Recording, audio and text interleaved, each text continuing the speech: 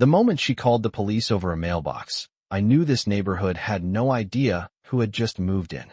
The first thing I noticed that morning was the smell of hot pine sap lifting off the fence line as the sun hit the boards, and the second was the sound of heels clicking hard across my gravel driveway, like somebody walking onto a stage she thought she owned. I had one hand under a taped moving box marked kitchen and the other on the tailgate of my truck when I looked up and saw her coming at me in a cloud of white capris, oversized sunglasses, and the kind of confidence that only exists when nobody has ever told you no. Behind her, two men in polo shirts followed at a respectful distance, carrying clipboards like backup dancers. She stopped 3 feet from my bumper, looked past me at the stacked boxes, the rolled-up rugs, the ladder, the contractor bags, and said, without even introducing herself, "You can't move that in until the HOA approves your exterior plan." I remember blinking once, slowly, because for a second I honestly thought she was joking. The cicadas were screaming from the oak trees, a sprinkler was ticking somewhere across the street, and the brass house numbers by my front porch still had dust from the closing walkthrough on them. I set the box down carefully, felt the grit shift under my boots, and said, "I'm not in your HOA." Her lips parted just enough for me to see the insult land before the outrage did. "Excuse me," she snapped, louder this time, like volume could rewrite county records. "This entire community is under Whitmore Trails HOA. Every home, every lot, every structure."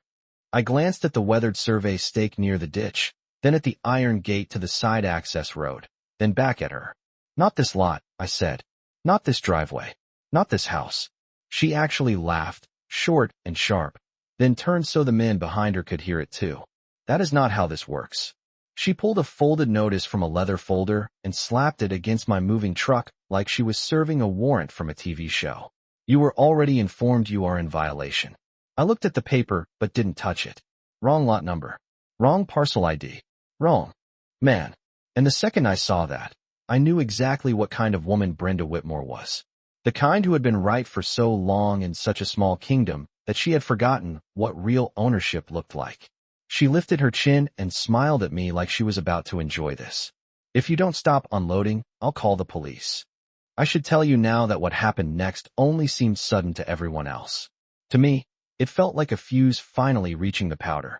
Because I had spent the last 48 hours reading every line in a deed packet thick enough to stop a door, and there was one detail Brenda should have checked before walking onto my gravel with a clipboard and an attitude.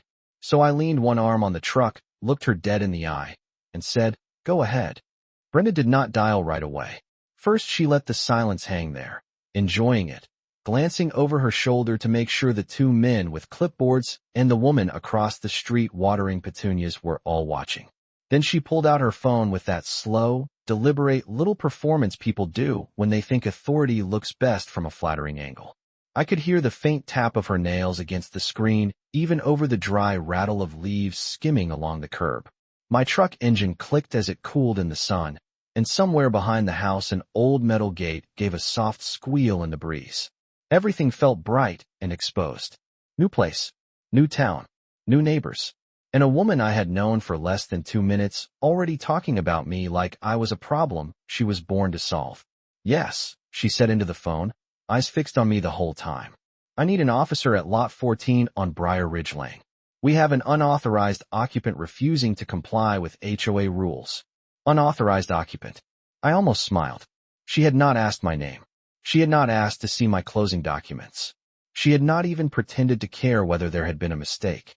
In Brenda Whitmore's world, if she said a thing in a firm enough voice, reality was expected to line up behind it. One of the clipboard men shifted and gave me a look that was half pity, half curiosity, like he had seen this show before, but was not sure how it ended when the new guy did not panic. I bent down, cut open another box with my pocket knife, and started unloading coffee mugs wrapped in yesterday's newspaper. That seemed to bother Brenda more than if I had argued. "Did you hear me?" she said after ending the call. "An officer is on the way." "I heard you," I said. "Then you understand you need to stop." I folded the newspaper, set a blue ceramic mug on the porch rail, and looked at her. "No," I said. "I understand you made a phone call." That landed harder than I expected. Her face tightened around the edges, not loud yet, but offended in a deep, personal way. People like you always think the rules do not apply to them. There it was. Not people who bought outside HOA lines. Not people dealing with a title issue. People like you. I had heard that tone before in boardrooms, county offices, and one memorable zoning meeting in Missouri where a man in a golf pullover told me I did not look like a landowner. I am 6'2", broad-shouldered, usually in boots and a work shirt, and I have learned that a quiet man carrying boxes gets underestimated faster than a loud one carrying paperwork. Fine by me. Underestimation has paid my bills more than once. I carried another load inside, and when I came back out, Brenda had moved closer to the porch as if proximity itself created jurisdiction. "You are making this worse," she said. "Actually," I told her, glancing at the notice still stuck under my windshield wiper. "You did that when you put the wrong parcel number on official paper." That stopped the little audience cold. One of the men looked down at his clipboard. Brenda did not. "There is no wrong parcel number," she snapped. I pointed toward the ditch line, where the old survey stake leaned beside a patch of broom sedge, then toward the narrow side road running behind the houses and clubhouse lot. "That depends," I said, "on whether you know where your neighborhood ends." For the first time, something flickered behind her sunglasses. Not fear. Not yet. Just the first hairline crack in certainty. And when the distant wail of a siren carried over the tree line A. Few seconds later, Brenda lifted her chin like salvation had finally arrived. What she did not know was that I had been waiting for somebody official to show up ever since she stepped onto my driveway. The patrol car rolled in slow enough to make the whole street feel like it was holding its breath. Gravel crunched under the tires, then settled into silence except for the soft ticking of the engine and the steady hiss of a sprinkler somewhere 2 yards over. Officer Daniel Ruiz stepped out first, one hand resting near his belt, not tense, just careful, with that neutral look cops wear when they already know they are walking into neighborhood drama and are hoping it stays that way. A second officer stayed by the cruiser, scanning the scene, the moving truck, the open tailgate, the boxes on my porch. Brenda planted at the center of it all like she had summoned the law the way some people summon valet service. She stepped forward before Officer Ruiz had taken 3 full strides. "Thank goodness," she said, pressing one hand to her chest as if she had survived something exhausting. "This man is refusing to comply, refusing to identify himself properly, and refusing to stop occupying property governed by Whitmore Trails HOA." Officer Ruiz looked at me, then at the notice under my windshield wiper, then at the house. "Sir," he said, calm and even, "do you live here?" "As of 9:32 yesterday morning," I said. "Closed, recorded, funded, and moved in this morning." Brenda gave a sharp little laugh like she had caught me in something clever. "That is exactly what I have been trying to explain. He thinks a closing means he gets to ignore community restrictions." I watched Ruiz take that in without reacting. He asked for identification, and I handed him my driver license and the folded copy of my settlement statement from my back pocket.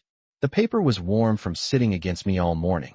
He glanced down at the address, then back at the numbers mounted beside my porch. "This matches," he said. "That is not the issue," Brenda cut in. "The issue is that this entire section falls under the association. He cannot just decide he is exempt because he does not like the rules." I almost corrected her, but I wanted to hear how far she would go. "Officer," Ruiz asked the obvious next question, "do you have documentation showing this property is in the association?" Brenda took the leather folder from one of her clipboard men and opened it with a flourish that would have looked convincing to anyone who had never dealt with land records. She handed over a packet of printed bylaws, a subdivision map with bright yellow marker across half the page, and the violation notice with the wrong parcel number. I saw Ruiz pause on that line, just for half a second, enough for me to know he had noticed. "Lot 14, he read. Then he looked at the number stenciled on my mailbox post. "This says 12. Brenda did not miss a beat. "The county records lag all the time out here. Everyone knows this lot is part of the original development. Everyone knows. That phrase always fascinates me. It usually means nobody checked." A breeze came through then, carrying the dry smell of cut grass and warm asphalt from the road behind the clubhouse. My eyes went to the narrow side access lane beyond the fence, the one hidden from the street unless you knew where to look. Old crushed limestone, rusted hinge on the utility gate, faded marker post leaning 2 inches off plumb. Little details most people never saw, but I had spent half the night studying every survey line tied to them. Officer Ruiz handed Brenda's paperwork back and turned to me. "Do you have anything showing your claim?" he asked. I nodded once, walked to the cab of my truck, and reached behind the seat for the thick brown envelope my title company had clipped shut with a blue band. When I came back, Brenda folded her arms like she was indulging a child about to show off a fake permission slip. That was when I knew she still did not understand the kind of mistake she had made. Because the papers in my hand were not just proof that I belonged there. They were the first thread in a sweater that, once pulled, was going to unravel half the neighborhood she thought she controlled. I broke the blue band on the envelope with my thumb and slid out the stack slowly enough for everybody watching to feel the weight of it. There is a certain sound thick paper makes in dry air, a soft layered whisper, and I remember how loud it seemed in that driveway. Officer Ruiz took the packet from me and began flipping through the top pages with the practiced patience of someone who has learned that the truth usually hides in page 2, not page 1. Brenda leaned in before he had even finished scanning the first document. "Those are closing papers," she said, sharp and dismissive. "That does not supersede recorded community authority."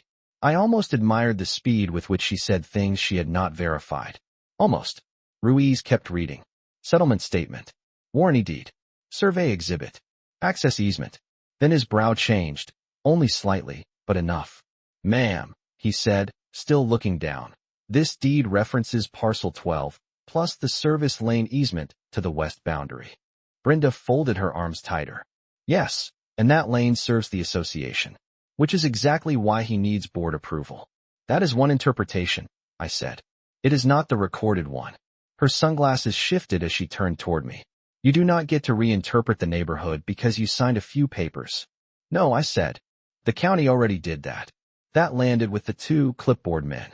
One of them lowered his board just a little, like he wanted a better view of the paperwork that suddenly mattered more than Brenda's voice. Ruiz turned another page and stopped at the survey map, the one I had studied under a kitchen light the night before while eating cold takeout with a pen in my hand. Black lines, bearings, distances, old notations in the margin. And there, clear as daylight once you knew where to look, the border of Whitmore trails stopped short of my lot, my driveway, and the narrow strip that ran behind the clubhouse and into the maintenance lane.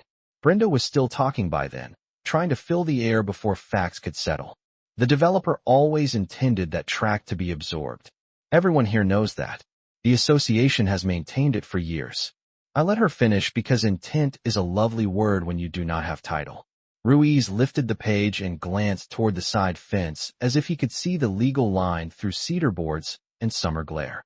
"Maintained it how?" he asked. "Landscaping, access, signage, all of it," Brenda said. "Our dues paid for that road. Is that supposed to mean?" I reached into the envelope and pulled out the page clipped behind the survey, the one with the transfer schedule and exhibits from the distressed asset sale nobody in this neighborhood had bothered to monitor because they assumed no outsider would ever read that deep. I handed it to Ruiz. He read the heading once, then again. "Assignment of collateral interests," he said. The second officer finally took a few steps closer. Brenda laughed, but this time there was a rough edge in it. "Collateral? What is this? Some banker nonsense." "We are talking about a neighborhood road." "Exactly," I said, pointing toward the hidden lane behind the houses. "The neighborhood road, the utility strip under the sign, and the parcel behind your clubhouse were bundled with the defaulted development assets 2 months ago. The trust sold them. I bought them." Nobody said anything for a second. Even the woman with the petunias across the street had stopped watering and was just standing there with the hose hanging at her side. Brenda's face did not fall all at once. It tightened in stages, like a door swelling in humidity.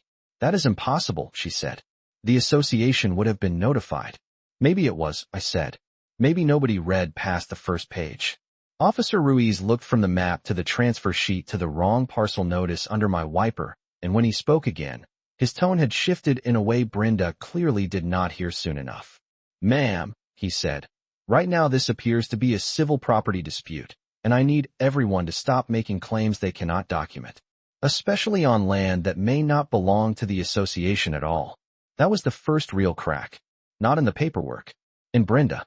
Because for the first time since she clicked across my gravel like she owned the world, somebody official had said out loud what she could not control.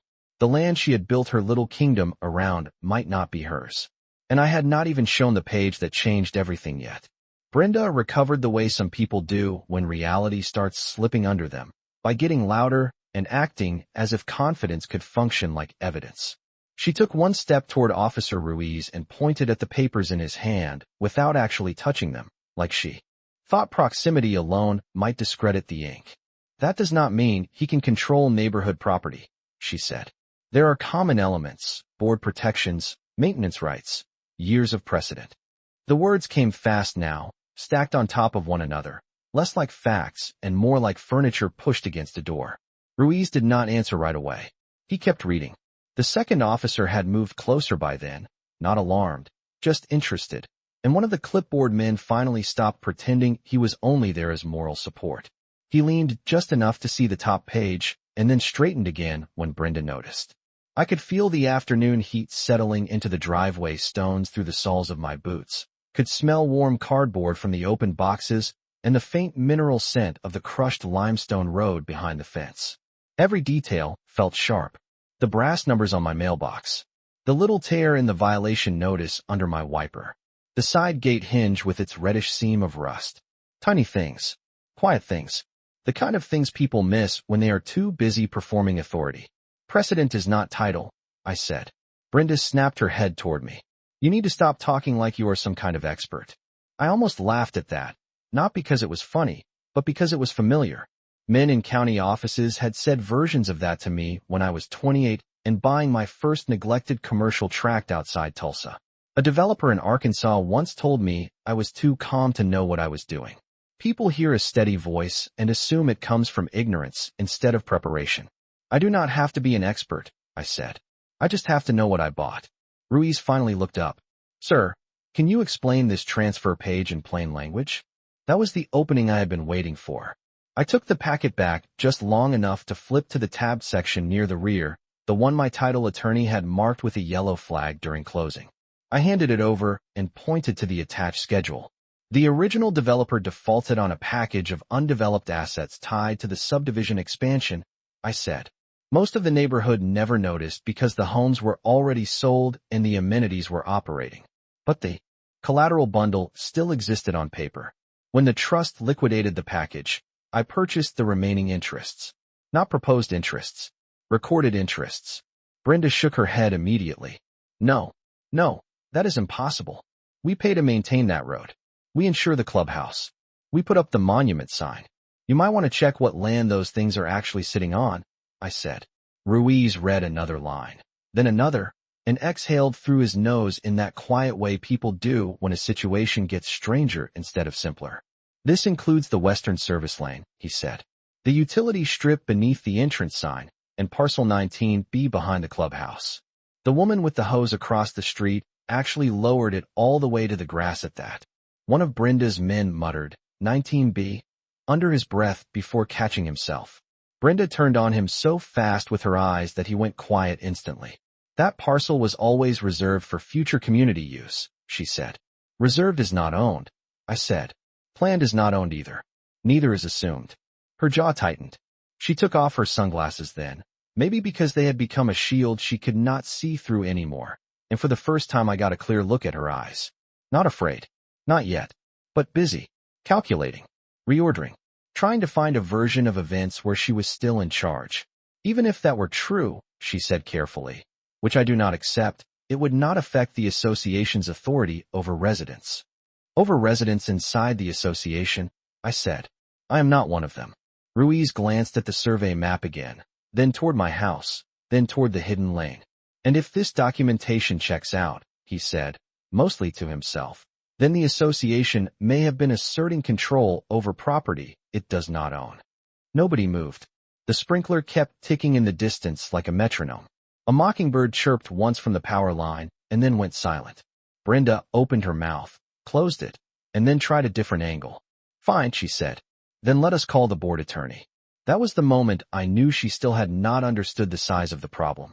Because a board attorney might have helped her with a boundary mistake. A board attorney might have softened the embarrassment of a wrong notice. But the next page in that packet was not about a mistake. It was about leverage. And once Officer Ruiz saw the line item tied to the maintenance easement and the revenue rights, Brenda Whitmore was going to realize this was never just about one house at the edge of her neighborhood.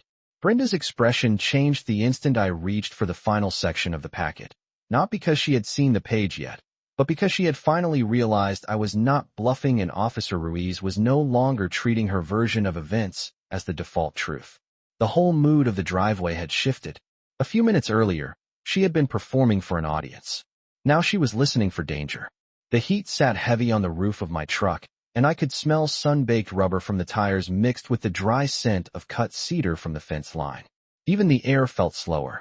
Officer Ruiz held out his hand, and I passed him the page my title attorney had flagged in yellow during closing, the one I had read 3 times before bed, because it was the kind of clause that changes how an entire neighborhood breathes without most of the neighborhood ever knowing it exists.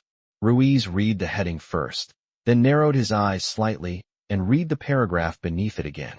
Exclusive maintenance easement control, he said quietly, then looked up at me. And limited revenue rights? Brenda laughed, but the sound came out thin. Revenue rights to what? Exactly, grass? Not grass, I said. Access. The second officer glanced toward the road behind the clubhouse, then back to the document in Ruiz's hand. I pointed toward the side lane running behind the houses, the one hidden from the street by a row of trimmed hedges and a decorative split-rail fence that only looked ornamental if you had never studied the survey. That service lane is not just a back road, I said. It is the utility and vendor access route for your clubhouse, landscaping crews, trash pickup for the amenity area, and any maintenance vehicle that needs to reach the pump enclosure and storage shed. The association has been using it for years under assumptions that were never fully cleaned up after the developer default. Brenda cut in fast, almost tripping over the words. We have always used that lane. We maintain it. We pay for gravel, grading, signage. You paid for improvements on land you did not own, I said. That happens more often than people think. Ruiz read farther down and then lifted the page slightly, like distance might make the language simpler. It would not. The wording was old-school lender language, dense and cautious, but the meaning was clean enough. Control of the easement. Right to enforce access terms. Limited fees tied to commercial or contracted use. It was not glamorous. It was better than glamorous. It was leverage with a filing stamp on it. One of Brenda's clipboard men whispered, "Oh, wow," before catching himself. Brenda turned on him with a look sharp enough to make him step back. Then she faced Ruiz again and straightened her shoulders. This is absurd. Even if he bought some technical interest in an easement, that does not mean he gets to dictate how the community functions. No, I said. It means I get to decide whether people who trespass onto my property and falsely report me to law enforcement keep enjoying informal privileges they should have documented years ago. That landed. Not loudly. Deeply. The woman across the street with the hose took 2 careful steps closer to her mailbox without even pretending she was still gardening. The second officer folded his arms and looked toward the clubhouse entrance sign at the front of the neighborhood like he was seeing it differently now, not as decoration, but as something sitting on a strip of dirt with a name attached to it in county records. Officer Ruiz turned a page and found the exhibit map attached to the easement language, then matched it with the survey sheet already in his other hand. I watched the moment the geometry clicked in his face. The sign island at the entrance. The service lane. The utility strip.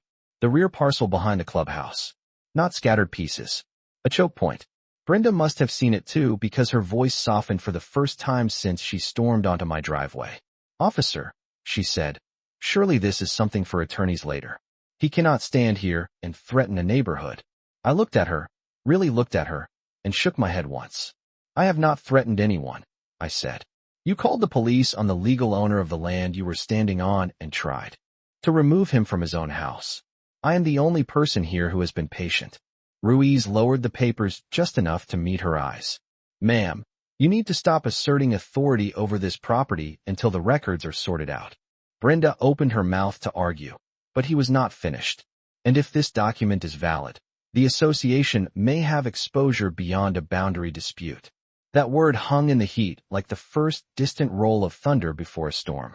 Exposure. Not confusion. Not misunderstanding. Exposure. Brenda's gaze flicked from Ruiz to me, then to the hidden lane, then toward the entrance sign she had probably driven past 1,000 times without once wondering whose ground held it up.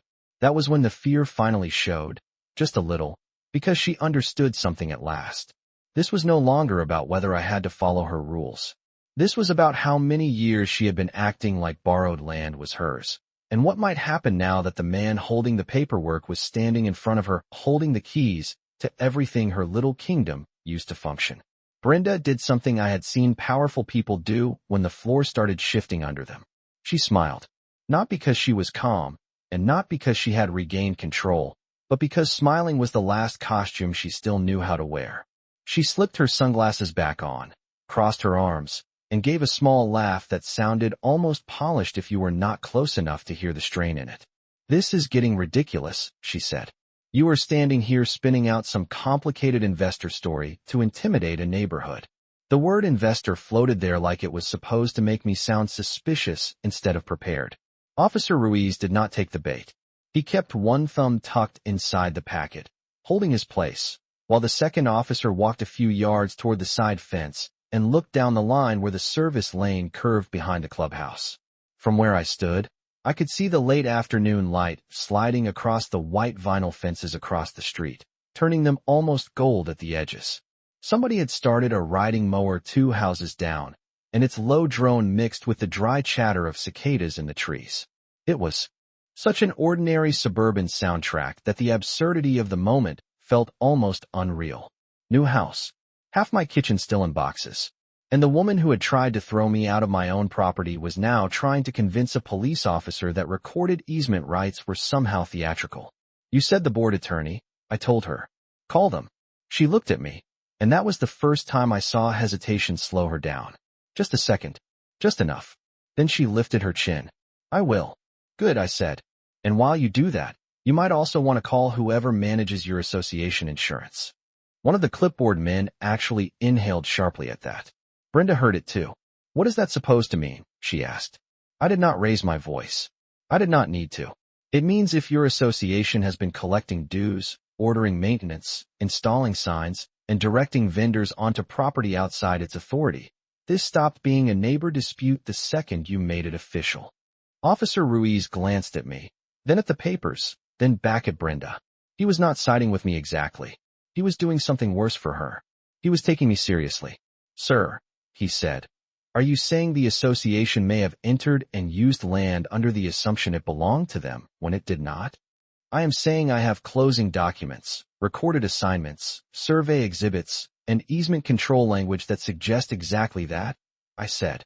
"And I am also saying that before today, I had not made an issue of it." Brenda took a step forward, then stopped herself, like she had remembered too late that half the scene had turned against her the moment property lines became real. "Before today," she said, "you expect us to believe you just happened to move in quietly with all this in your pocket?" There it was. The accusation beneath the accusation. That I had known. That I had waited. That maybe the calm man unloading boxes was not as harmless as she had assumed when she marched onto my gravel. I held her gaze. "I expected to spend today unpacking," I said. "You made it a legal demonstration." The second officer came back from the fence line and nodded once toward Ruiz, subtle but clear.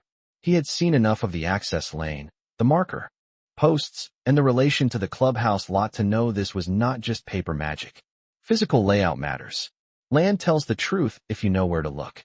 Brenda pulled out her phone again, but this time the motion had none of the earlier flourish. She turned slightly away, punched in a number, and spoke in a low voice that still carried just enough for the rest of us to hear pieces. "This is Brenda Whitmore." "Yes, now." "No, he is claiming ownership of the service lane in 19B, because an officer is standing here reading documents that say so." She listened, and while she listened, the color in her face changed. Not dramatically, just enough to drain the certainty out of her mouth. One of her clipboard men took off his cap and rubbed the back of his neck. The woman across the street had now fully abandoned the pretense of yard work and was standing at the curb with the hose off, watching like it was the only show in town. Brenda said almost nothing after that, just a few clipped answers. "Yes. No. I see." Then she lowered the phone slowly and looked at me in a way that was completely different from the first time. Earlier, she had looked at me like I was an inconvenience. Now she looked at me like I was a problem with structure, paperwork, and consequences attached. What did they say? Officer Ruiz asked. Brenda swallowed once. Her voice, when it came out, was tight and controlled and much quieter than before. They said not to remove any notices, not to touch the access lane, and not to make any further statements about association authority until they review the records. I let that settle in the driveway between us. The mower droned on in the distance. A cardboard flap tapped gently against one of my porch boxes in the breeze. Somewhere behind the fence a gate latch clicked. Small sounds. Honest sounds. The kind that start returning when a lie finally loses its grip on the air. Brenda still had not asked the most important question, and I could tell from the way she was staring at the packet in Officer Ruiz's hand that she was almost afraid to. She was thinking about the lane, the sign, the clubhouse parcel, the leverage, but the page she had not yet heard out loud was the one that mattered most, because ownership is one thing and control is another. And once Officer Ruiz read the clause tied to vendor access and enforcement authority, Brenda was going to understand that I did not just live beside her little kingdom. I held the switch that kept part of it running. Officer Ruiz turned back to the packet and slid one page free with the careful look of a man who already suspected the answer but wanted the record to say it before anyone else in the driveway did. The late sun had shifted low enough now that the shadow of my porch cut across the gravel in a sharp line, and Brenda was standing right on the edge of it, half in the light, half out, like the day itself had stopped to make a point. Ruiz read silently for a moment, then once more with his lips pressing together at the end. This clause grants enforcement authority over vendor access and maintenance use tied to the western service lane, he said. The words landed heavier than anything else he had read because they were not just about ownership on paper. They were about function, about who could allow use, who could deny it, who had the right to say yes or no when the neighborhood needed that back lane to keep its clubhouse running and its utility equipment serviced. Brenda stared at him as if language itself had betrayed her. That cannot be right, she said. That lane supports community operations. Yes, I said, which is why this matters. I pointed toward the hedged corridor behind the homes, where the gravel strip disappeared behind the clubhouse parcel and the little pump enclosure sat tucked out of sight. Landscaping crews use it. Service trucks use it. Waste pickup for the amenity side uses it. Anyone maintaining the sign lighting, irrigation, or storage access uses it. And according to the recorded assignment, all of that now runs through me. The second officer let out a slow breath and glanced toward Brenda, not with sympathy, just with the kind of look people wear when they are watching someone realize they have been standing on borrowed certainty for too long. One of the clipboard men actually took a step back, like distance might keep the consequences from reaching him. Across the street, the woman with the hose was no longer pretending at all. She stood openly at the curb, eyes moving from Brenda to the papers to the entrance sign down the road that probably looked very different to her now. Brenda tried one last pivot, the kind that sounds reasonable until you listen closely. Even if he has some technical control tied to old development paperwork, the board still has practical authority. We have operated this neighborhood for years. I nodded once. You operated on assumptions. That is not the same thing. Officer Ruiz lowered the page and looked directly at her. Ma'am, based on what I am reading, you called law enforcement to remove a lawful owner from property he owns, while standing on land that may also fall under his control. You need to stop. The silence after that felt enormous. The mower down the street had finally shut off. The cicadas were still going, but farther off now, like the whole block had leaned back to listen. Brenda's face held itself together through pure habit. I could see the effort in it. She was not fighting me anymore. She was fighting the fact that her power had always depended on nobody checking the edges of the map. What happens now? She asked, and it was the first honest question she had asked all afternoon. I took the packet from Ruiz, squared the pages against my palm, and slid them back into the envelope. Now, I said, you remove the notice from my truck, you stop telling people I answer to your board, and you make sure nobody from the association sets foot on that service lane, the utility strip, or parcel 19B without permission. Brenda opened her mouth, but Ruiz spoke first. That would be wise. She stood there, swallowing the humiliation in front of her own residents, her own board men, and the officers she had called to intimidate me. The same driveway she had walked onto like a queen now held her in place like a witness. She reached toward my windshield with slow, controlled fingers and peeled off the violation notice she had slapped there less than an hour earlier. The paper made a dry tearing sound as it came free, and I will tell you something true about justice. Sometimes it does not arrive with a shout. Sometimes it is just the sound of the wrong piece of paper being removed by the person who never should have put it there in the first place. Brenda stood there with that curled violation notice in her hand, like it had somehow become heavier since she peeled it off my windshield. Officer Ruiz gave her a final reminder to leave the property issue to attorneys and county records, then handed my documents back with the careful respect people show when paper has just done what shouting could not. The patrol cars backed down the drive a minute later, tires pressing little half-moons into the gravel before turning toward the street, and the moment they were gone the neighborhood changed shape. It was subtle at first. A curtain moved in one front window. A garage door that had been hanging open halfway stopped and held. The woman with the garden hose turned the spigot off and stayed at the curb for one extra beat, staring down toward the entrance sign like she was seeing the whole subdivision redraw itself in real time. Brenda's two board men did not say a word. One took the notice from her hand as if he wanted something to do with his fingers, then seemed to realize that touching the paper made him part of the mistake, so he gave it back. Brenda did not put her sunglasses on again. I think by then she knew there was no point hiding her face.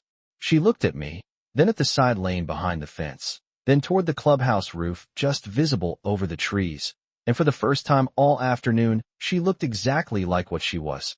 A woman who had confused routine access with ownership for so long that she forgot those were not the same thing.